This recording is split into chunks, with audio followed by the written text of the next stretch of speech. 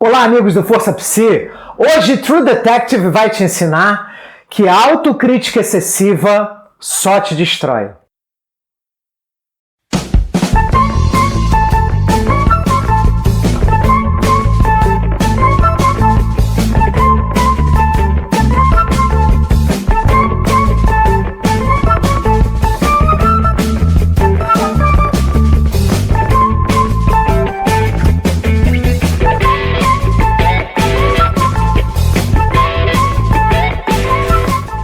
Saudações, amigos do Força Psi, o nosso canal nerd sobre psicologia. Meu nome é Guga Ferrari, sou psicólogo e nerd, e hoje eu venho falar de uma super série de TV. Se você não assistiu True Detective, já tem 3 temporadas, saia desse canal agora!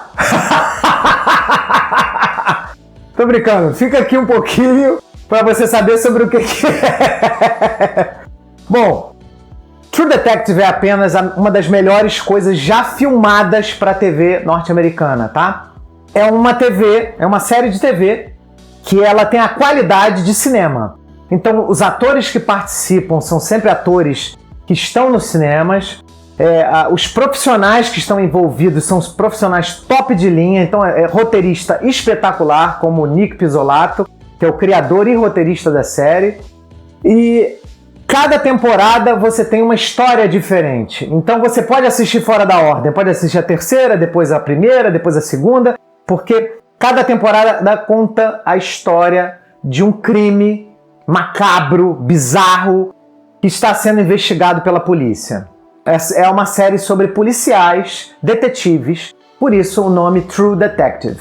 E não detetives somente porque é a profissão da pessoa, não. São pessoas que são detetives de verdade, sabe? Pessoas que têm a vocação para ser detetive. Elas querem saber a verdade. E elas muitas vezes ficam anos, até ultrapassam os limites do profissionalismo para descobrir o que aconteceu, de fato, naquele crime ali tão bizarro que geralmente choca, né, as pessoas, o crime que eles retratam nas séries. A primeira temporada, ela é fabulosa. Ela é a melhor temporada das 3, atualmente, né? Porque nós temos esse ano a 4ª temporada sendo, provavelmente na pós-produção, eles devem estar lançando até o final do ano, até com a Jodie Foster, né? Ela vai ser a atriz principal, que vai investigar lá no Alasca uma série de crimes de um serial killer, matando lá naquela época do Alasca, onde não tem luz, né, durante o dia, onde o sol não aparece. Se não me engano, são 30 dias. Eu lembro muito daquele filme, 30 Dias de Noite, né? Que os vampiros atacam uma cidade do Alasca naquele período em que o sol não nasce, né? Então vai ser bem macabro isso aí. Mas tá previsto para estrear esse ano. A primeira temporada de True Detective, para que você possa aproveitá-la ao seu máximo, porque uma coisa é incrível, né? É um texto maravilhoso, uma série espetacular. Você precisa ter alguns conhecimentos para você sacar as referências que o autor vai colocando, né, na trama. Tem um livro chamado O Rei de Amarelo, do Richard Chambers. É um livro que inspirou muitos autores depois dele, como o mais conhecido H.P. Lovecraft, que é o criador do gênero terror cósmico, né? Então esse Richard Chambers, que também pode ser considerado um dos criadores desse gênero de terror literário, cósmico, né? Ele escreve esse livro chamado Rei de Amarelo, e nesse livro o Rei de Amarelo é uma peça em que a pessoa que lê aquela peça, ela entra em contato com coisas tão extraordinariamente grandiosas e cósmicas do universo que ela perde a sanidade. Então, só para que vocês entendam, né, os elementos da série que são colocados como easter eggs, tá? Mas se você souber, a sua experiência é enriquecida. Então tem uma palavra lá na série, que eles citam na série, que é Carcosa. Carcosa é uma cidade lá fantástica, que é utilizada também nesse livro do Rei de Amarelo. E ela é uma cidade que não se sabe se ela é em outro universo, se ela é em outro planeta. Eu sei que quando você olha para o céu de Carcosa, que é uma cidade amaldiçoada, uma cidade de loucura, uma cidade, né, ruim, você enxerga estrelas que são negras, estrelas pretas no céu. Então, assim, tem toda uma mística, é uma coisa bem mística, tá? O Rei de Amarelo seria uma entidade cósmica que só o fato de você entrar em contato com ele, você enlouquece, você é transposto para um outro estado de consciência. É algo assim, tá? Não é muito bem definido nos livros, não. O livro, ele trabalha essa indefinição para que ele seja mais aterrorizante, tá? Então, dito isso, como uma questão introdutória para você aproveitar melhor a primeira temporada de True Detective, que isso tem na primeira temporada, tá? True Detective, na primeira temporada, ela é protagonizada pelo Matthew McConaughey e pelo Woody Harrelson, dois atores incríveis, que eles interpretam dois policiais que estão investigando um assassinato de uma jovem feito de uma forma ritualística lá nos pântanos da Louisiana, tá? Nos Estados Unidos. O que me chamou a atenção para eu discutir nesse vídeo foi o personagem do Matthew McConaughey, o Rusty Cole. O Rusty, ele é um cara solitário, ele é um cara pessimista, ele é um cara que tem um passado triste, um passado em que ele tem arrependimentos, que ele se autocritica, e por isso eu quis abordar a questão da autocrítica excessiva, tá? O Rusty, ele vive sozinho, ele vive solitário, a casa dele quase não tem nada. Ele é uma pessoa sem paixões, ele é uma pessoa sem alegria, ele é uma pessoa que é como se estivesse vivendo só para trabalhar. E ele faz muito bem o trabalho dele, ele é um excelente detetive, mas ele busca na sua profissão fazer aquilo que ele não conseguiu fazer na sua vida pessoal. Salvar quem ele não conseguiu salvar. E nesse processo dele tentar salvar quem ele não conseguiu salvar e ele se frustrando o tempo todo, porque trabalhar para a polícia, ainda mais num país como os Estados Unidos, que tem um alto índice de criminalidade, é muito frustrante, você não vai conseguir, né?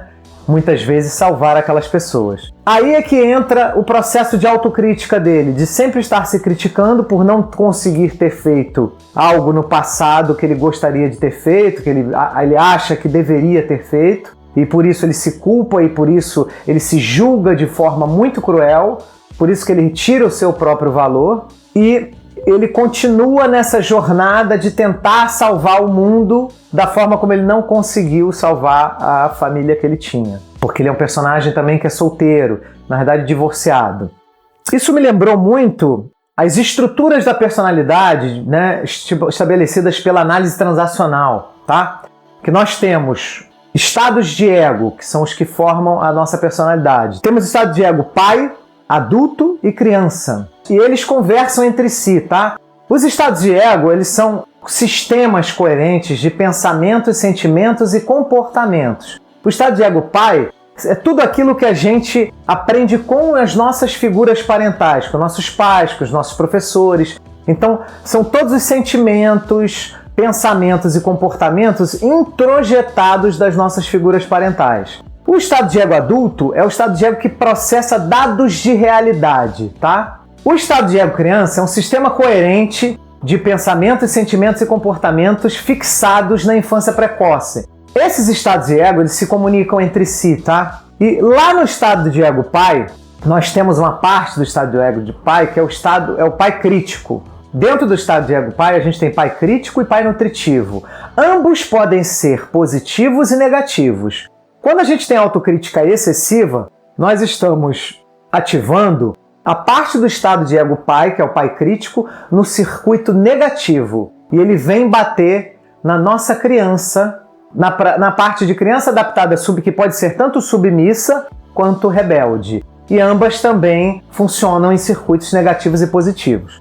Quando o nosso pai crítico é muito negativo e muito forte, e ele contamina o nosso estado de ego adulto, que é o responsável pelo processamento da realidade, esse diálogo interno faz muito mal pra gente, porque faz com que nós acreditemos que nós não somos bons o suficiente. Por mais que a gente tenha dados de realidade, que a gente saiba que a gente é bom, a gente não se sente bom. A gente não olha as coisas com um filtro totalmente negativo, não consegue reconhecer aquelas coisas que a gente faz de bom, o valor que a gente tem, né, enquanto pessoa, enquanto profissional.